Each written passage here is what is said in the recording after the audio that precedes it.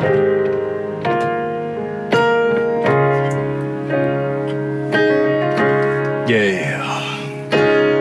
Salut tout le monde, bienvenue dans cette nouvelle vidéo. Non, ça sera pas une vidéo de piano, ce sera une vidéo de vente sur, comme d'habitude, donc les façons ici c'est marketing, vente, réseaux sociaux, tout ça. Attends, si tu me connais pas encore, moi c'est Julien Gallois, mon nom d'artiste c'est Parfait, si tu me connais pas encore, d'ailleurs un petit extrait. Emma love, et donc dans cette vidéo, on va voir les 4 étapes clés pour répondre à n'importe quelle objection quand tu essaies de vendre à quelqu'un. Ok, donc sans plus tarder, on va rentrer dans le vif du sujet. Première étape, dès que tu reçois une objection. Donc disons que tu es là, tu vends ton produit au téléphone, blablabla.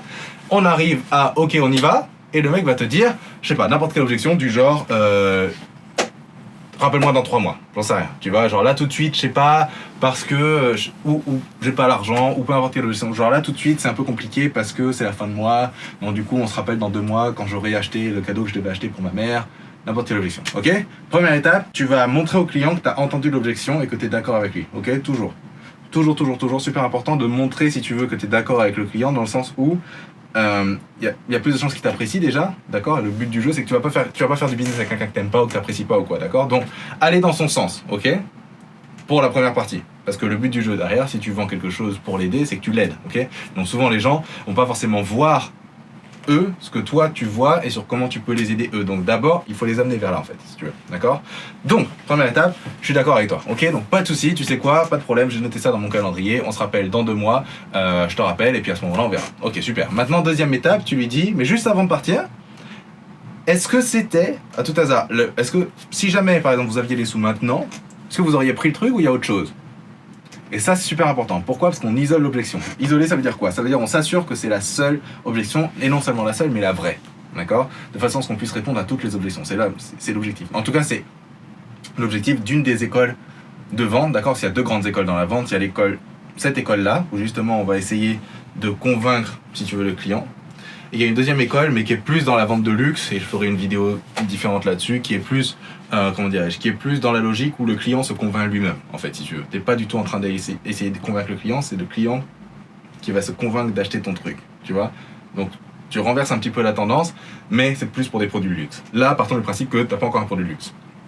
Donc, du coup, tu vas faire en sorte de convaincre le client qu'il achète ton produit, d'accord? Donc, isoler. Il va falloir répondre aux objections, et il faut t'assurer que il t'a sorti la vraie objection, parce que peut-être il te dit ouais mais c'est dans 2 mois, alors qu'en vrai ce qui se dit c'est ouais mais je suis pas sûr que le produit il fonctionne ou que ce soit vraiment un truc pour moi ou que j'en ai vraiment besoin ou ceci ou cela, d'accord. Donc tu vas t'assurer de ça. Ok, donc disons que et la question magique c'est on nommait ça. Bon, disons que on est dans 2 mois, ok, d'ici 2 mois, donc on est sûr, c'est bon, on achète l'information, il y a rien qui manque, tout va bien, voilà. Et là le mec il va te dire bah disons que a priori, même si on était dans 2 mois, je suis pas sûr que j'achèterais parce qu'il manquerait ça, il manquerait ci, il manquerait ça, ou parce que j'aurais pas ci, ou parce que j'aurais pas ça. Et là, tu vas commencer à comprendre la vraie objection. Et une fois que tu as la vraie objection, tu vas pouvoir y répondre. Ok? Ça, c'est la 3e étape. Donc une fois que tu as isolé... Pourquoi mon doigt il a bugué? Ça, c'est la 3e étape. Une fois que tu as isolé l'objection, tu vas y répondre. D'accord? C'est-à-dire que tu vas la contrer, tout simplement. Et une fois que l'objection est contrée, donc ça, pareil, ça va dépendre de l'objection. Clairement.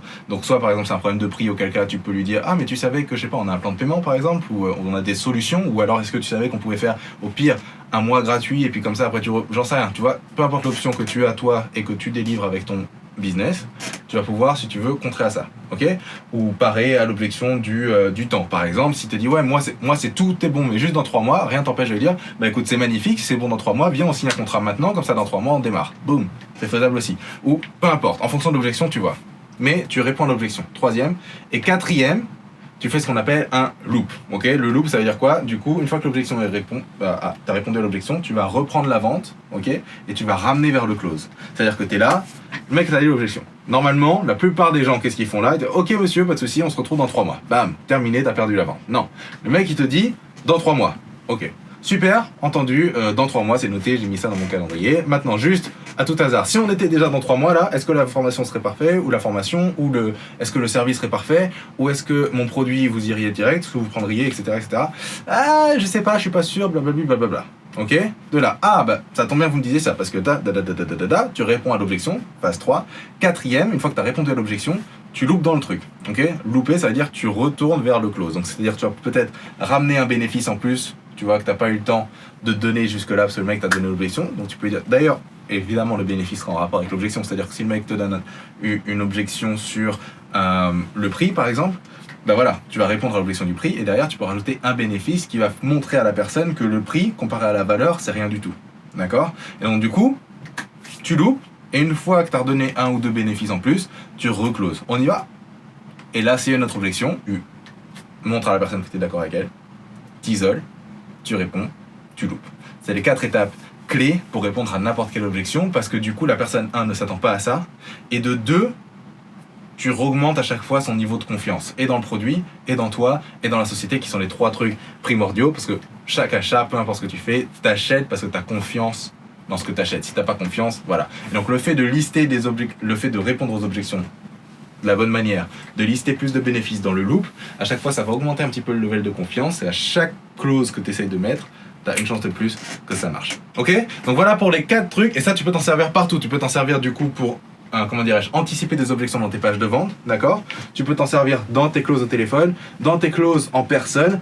Tout ça, ça marche tout pareil. Toujours ces 4 étapes-là, pense-y, garde ça toujours dans ta tête et tu vas voir, tu vas closer bien plus de deals. Ok, donc bref, j'espère que cette vidéo t'a plu. Si c'est le cas, abonne-toi, clique sur la petite notification, comme ça t'auras les autres vidéos quand elles sortiront, t'auras une petite notif.